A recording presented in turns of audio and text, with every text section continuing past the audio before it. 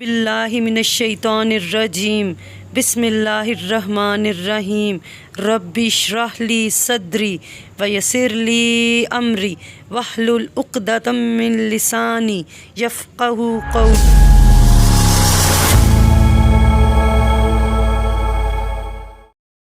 अस्सलामुअलैकुम स्टूडेंट्स, मेरा नाम आयशा गुल है और मैं अपने चैनल पैशनेट टीचर में आपको एक दफ़ा फिर से खुशामदीद कहती हूँ। मेरा आज का लेक्चर इंग्लिश ग्रामर से रिलेटेड है। जब हम ग्रामर की बात करते हैं तो हर चीज़ एक रूल के हिसाब से चलती है। जैसे कि इंग्लिश के अल्फ़ाबेट्स को हम लेटर्स बोलते हैं। जब मुख्तलिफ़ अल्फ़ाबेट्स या लेटर्स एक ख़ास तरतीब से मिलकर कोई एक ऐसा लफ्ज़ बनाएं कि जिसका मतलब समझ में आ जाए तो उसको ग्रामेटिकली इंग्लिश में वर्ड बोला जाता है। और जब डिफरेंट ग्रामेटिकली ट्रू वर्ड्स आपस में मिलकर एक ख़ास तरतीब से मिलकर एक जुमला बनाते हैं, एक ऐसा जुमला कि जिसका मतलब समझ में आ जाए, उसको सेंटेंस बोला जाता है। और फिर हम इस बात पे बात करेंगे कि किस तरीके से एक फ्रेगमेंट और एक सेंटेंस में डिफरेंस है।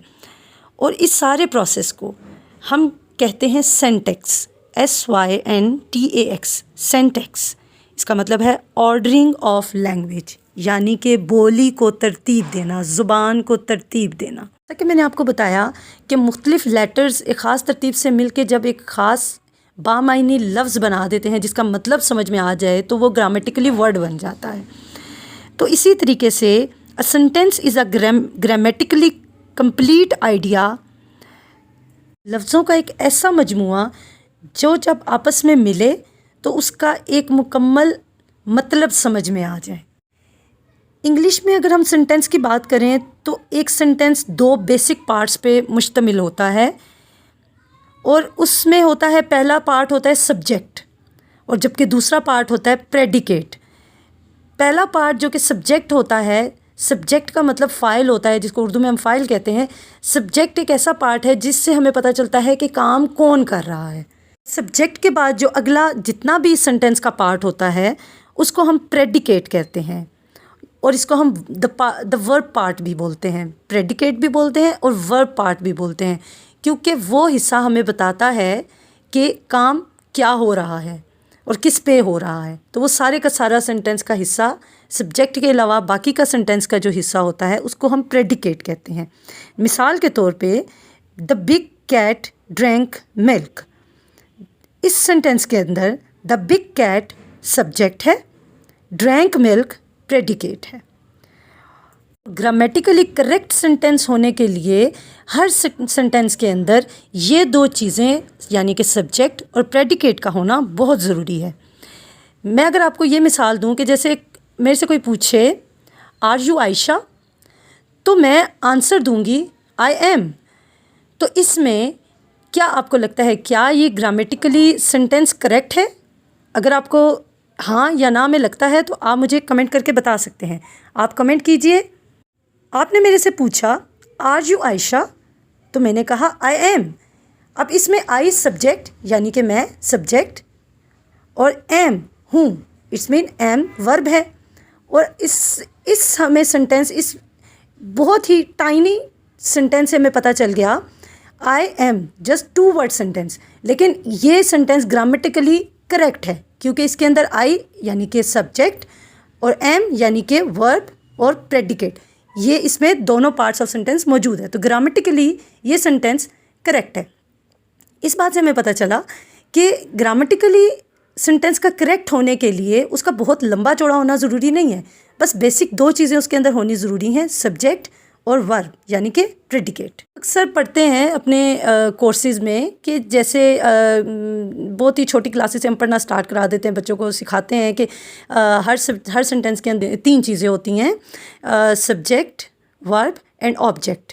तो लेकिन हम अगर थोड़ा सा उसको एडवांस लेवल पे लेके जाएं तो हम बात करते हैं कि हर सेंटेंस के 2 बेसिक पार्ट्स होते हैं, सब्जेक्ट एंड प्रेडिकेट।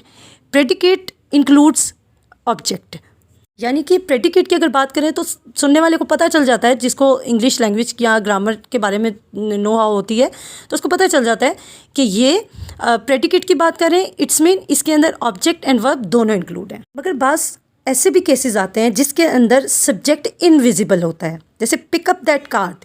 अब यहाँ पे हमें पता तो चल गया कि क्या चीज़ उठाई जा रही है, यानी कि काम भी पता चल गया और ऑब्जेक्ट भी पता चल गया, वर्ब भी पता है, ऑब्जेक्ट भी पता है।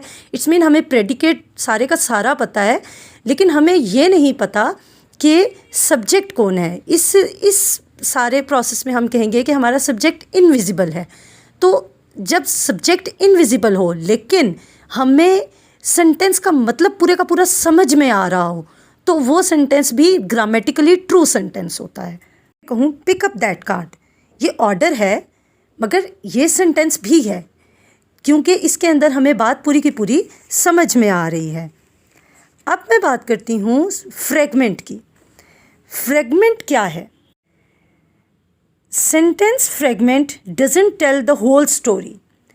जो फ्रेगमेंट होता है, सेंटेंस फ्रेगमेंट जो होता है, वो हमें पूरी कहानी नहीं बताता, हमें उसमें बात की पूरी समझ में नहीं आती। जैसे कि अगर एक स्टूडेंट एक सेंटेंस लिखता है और वो समझता है कि उसने सेंटेंस लिखा है, लेकिन उसमें बात पूरी तरीके से हमें समझ नहीं आ रही, तो उस सेंटेंस को हम फ्रेगमेंट बोलेंगे। जैसे मैं कहूँ the whole story, the whole story, what is the meaning of whole story? Whole story मतलब पूरी कहानी। क्या पूरी कहानी? पूरी कहानी फजूल थी, पूरी कहानी बहुत दिलचस्प थी, पूरी कहानी मैंने सुनी, या पूरी कहानी मैंने पढ़ी। मतलब हमें समझ ही नहीं आ रही कि बात हो क्या रही है। तो इस सूरत में इसको हम कहेंगे फ्रेगमेंट। अगर मैं ये कहूँ the whole story began 10 years ago, तो ये एक सेंटेंस है, ये ग्रामेटिकली ट्रू सेंटेंस है, क्योंकि इसके अंदर the whole story subject, began 10 years ago, और ये सारा प्रेडिकेट है। तो ये हमें एक पूरा सेंटेंस मिल गया जिसके हमें पूरे मतलब समझ में आ गया। The whole story began 10 years ago। इसका मतलब ये है कि ये अब एक सेंटेंस बन चुका है।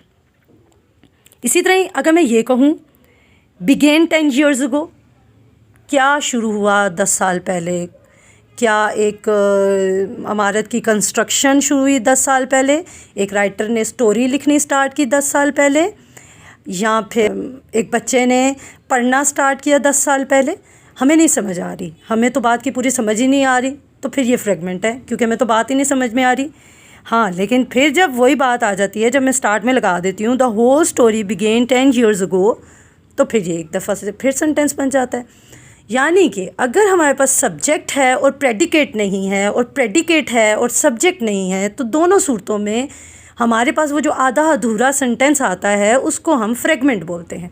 लेकिन जब सब्जेक्ट और ऑब्जेक्ट और वर्ब, या फिर यूँ मैं कहूँ कि सब्जेक्ट एंड प्रेडिकेट दोनों हमारे पास आ जाएं, और फिर हमें कहानी का मतलब पूरा समझ में आ जाए, अपनी बात का पूरा मतलब समझ में आ जाए, तो वो हमारा एक प्रॉपर ग्रामेटिकली ट्रू सेंटेंस बन जाता है।